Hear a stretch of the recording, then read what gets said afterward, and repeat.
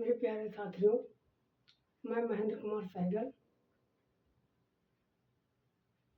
रोजगार with Mahindra classes में आप सभी मित्रों का स्वागत करता हूं और मैं आशा करता हूं कि आप सभी लोग बहुत अच्छे होंगे। और सभी मित्रों को नमस्कार। आज मैं हिंदी व्याकरण के दूसरे भाग को बताने जा रहा हूं।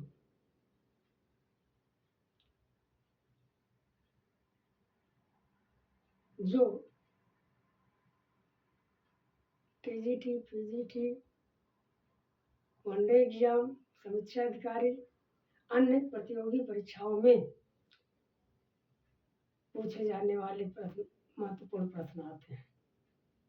तो आज उसका डिस्कस करेंगे और उसमें भी सबसे पहले हिंदी व्याकरण में वर्णमाला की बात करेंगे। तो आइए अपने बिंदु पर आते हैं। तो वर्णमाला मित्रों, सबसे पहले अगर हिंदी व्याकरण पढ़ना है, हिंदी व्याकरण में अगर वर्णमाला पढ़ना है तो वर्णमाला में सबसे पहले अक्षर पढ़ना रहेगा।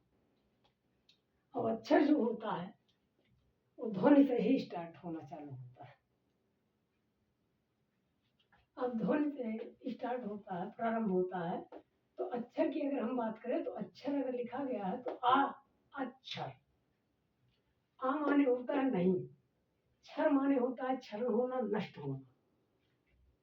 आ मीन्स क्या होता है? नहीं। और क्षर माने होता है क्षरण होना, नष्ट होना। अर्थात कहा जा रहा है कि जिसका क्षरण ना हो उसे हम क्या कहते हैं? अक्षर कहते हैं। अब अक्षर की अगर हम बात करें तो अक्षर तो कुछ व्याकरण शास्त्रियों ने क्या किया कि कुछ लोग हैं, कुछ टीचर ऐसे हैं जो बता देते हैं वर्ण को ही अक्षर भी बोल देते हैं, जबकि अक्षर और वर्ण में अंतर क्या होता है? अक्षर का मतलब ये कह रहा है जिसका क्षरण ही ना हो। इसका मतलब है जिसको और उससे ज्यादा तोड़ा नहीं जा सकता है। अंतिम चरण, वर्णों को टूटने का अंतिम चरण जो होता है वही अक्षर कहलाता है। और वही अक्षर ही मिल करके क्या बनते हैं? वर्ण बनते हैं। तो जैसे ये का, खा, गा, चा, फा, ऐसे जितने भी व्यंजन वर्ण है या जो है व्यंजन वर्ण जितने हैं उसमें ये है क्या कि जो है का, खा, अगर का को तोड़ेंगे तो आधा का और छोटा यानी हरस्व आ होगा, आधा का हरस्व। और यहाँ क्या होगा? खा में आधा खा और हरस्व आ, इसमें आधा गा हरस्व आ, इसमें आधा चा हरस्व आ, इसमें आधा फा हरस्व आ। अब मित्रों इससे ज्यादा इसको तोड़ा नहीं जा सकता। क्यों? क्योंकि आधा का को तोड़ नहीं सकते, खा को तोड़ नहीं सकते, या आधा गा को नहीं तोड़ सकते, या जो है आधा चा को नहीं तोड़ सकते, आधा फा को नहीं तोड़ सकते, और ना हरफ आ को ही तोड़ सकते हैं। तो इसलिए ये खुद इस नियम के अनुसार, इस परिभाषा के अनुसार कह रहा है इससे ज्यादा नहीं जिसका क्षरण ना हो। इसका मतलब इससे ज्यादा इसका क्षरण नहीं किया जा सकता। अब यही अक्षर जो है जब मिल जाते हैं तो क्या बन जाते हैं भैया? वर्ण बन जाते हैं। तो आइए मित्रों अब हम वर्ण की बात करते हैं। वर्ण की अगर हम बात करेंगे तो यहाँ वर्ण, अब वर्ण की बात आई तो वर्ण कहा किसको जाता है? तो ध्वनि के लिप्यात्मक रूप को वर्ण कहते हैं। ध्वनि के लिप्यात्मक रूप को क्या कहते हैं? वर्ण। तो ध्वनि क्या है? इसको दूसरी भाषा में कह सकते हैं कि मौखिक एवं लिखित रूप को वर्ण कहते हैं। तो ध्वनि को कैसे व्यक्त कर सकते हैं? लिप में व्यक्त कर सकते हैं, लिख करके व्यक्त कर सकते नहीं। इसलिए ध्वनि कैसे हो सकता है? मौखिक रूप से। और लिप कैसे होता है? लिखित रूप से। लिप को हम कैसे प्रदर्शित करेंगे? केवल लिख करके बता सकते हैं कि हाँ जो है लिप कैसे होती है। तो ध्वनि के लिप्यात्मक रूप को क्या कहते हैं? वर्ण कहते हैं। वर्णों की कुल संख्या कितनी होती है?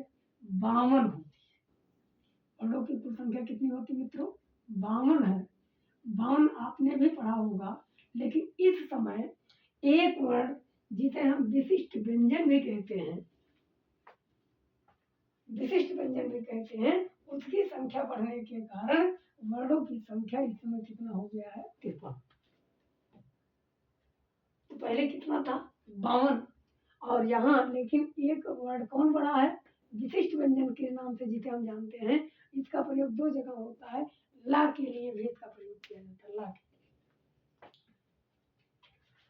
यहाँ तो ये जो है, यहाँ एक वर्ड यही बढ़ने के कारण ये जो है वर्णों की संख्या कितनी हो गई? 53 हो गई।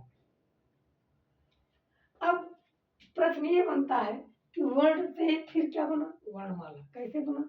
क्योंकि जब वर्णों की खोज हुई थी, तो वर्णों की खोज वर्ण जब आए तो इधर उधर बिखरे हुए थे, और वर्णों बिखरे होने के कारण इन वर्णों को एक सिस्टम में, एक लिप जो है तालिका में, एक माला में पिरो दिया गया, जिसे हम वर्णमाला या वर्ण तालिका कहते हैं। इसकी परिभाषा क्या होगी भैया?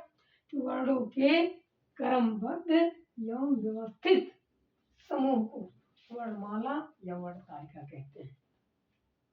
तो क्या होगा भैया? वर्णमाला या वर्ण तालिका किसे कहा जाता है?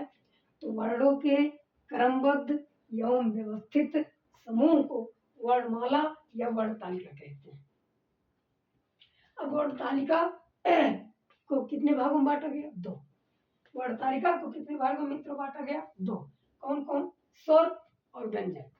कितने भागों में बांटा गया मित्रों? 2, स्वर और व्यंजन।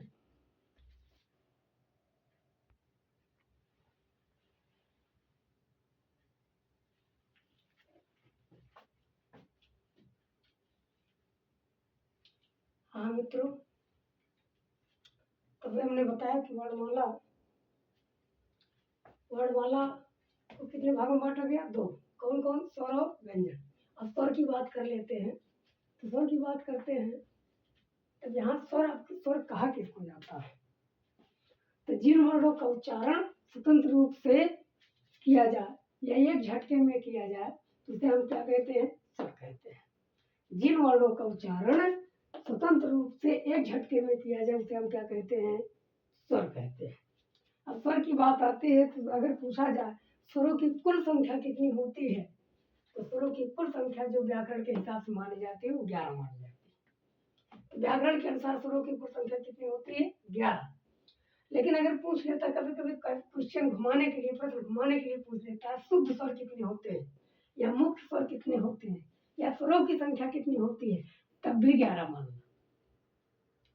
लेकिन अगर वहीं पूछ ले परंपरागत स्वरों की संख्या कितनी होती है, तो 13 मानी जाती है। परंपरागत का मतलब होता है जो परंपरा से चली आ रही है, जो आप वर्णमाला में बचपन में पढ़े हैं, वो 13 मानी जाती है वहाँ स्वरों की संख्या।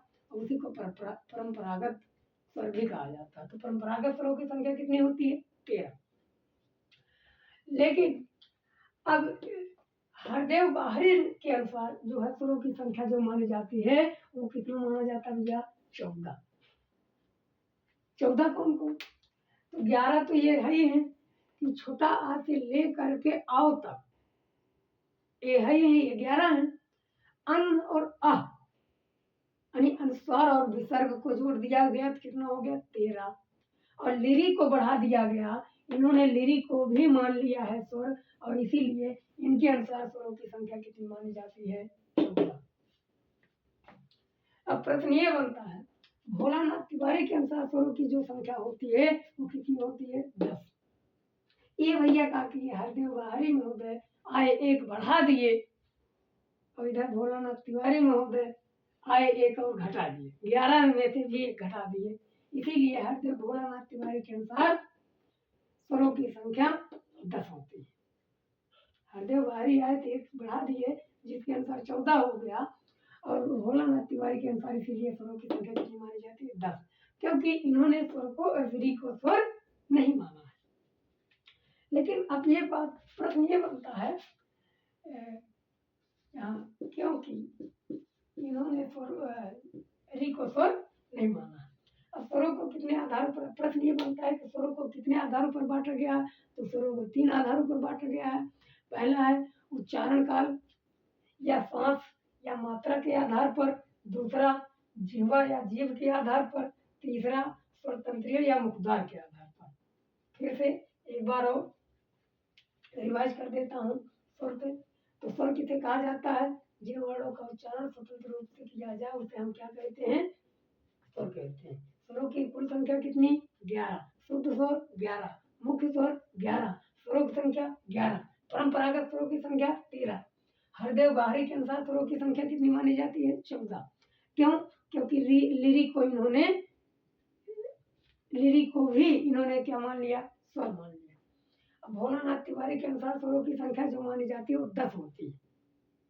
ये क्या किए? जो 11 स्वर था उसमें से भी री को इन्होंने कम कर दिया, क्योंकि इन्होंने री को स्वर नहीं माना है, इसलिए भोलानाथ तिवारी के अनुसार स्वरों की संख्या कितनी मानी जाती है? 10। अब स्वरों को कितने आधारों पर बांटा गया? 3। कौन कौन? उच्चारण काल या श्वास या मात्रा के आधार पर, दूसरा नंबर है जीभ या जिह्वा के आधार पर, तीसरा नंबर है वो क्या भैया? स्वरतंत्रियों या मुखद्वार के आधार पर। तो 3 भागों में बांटा गया है। वो मिलकर के ओ बनता है। तो आ और उ ई जो है इससे किसका निर्माण हुआ है? ए का।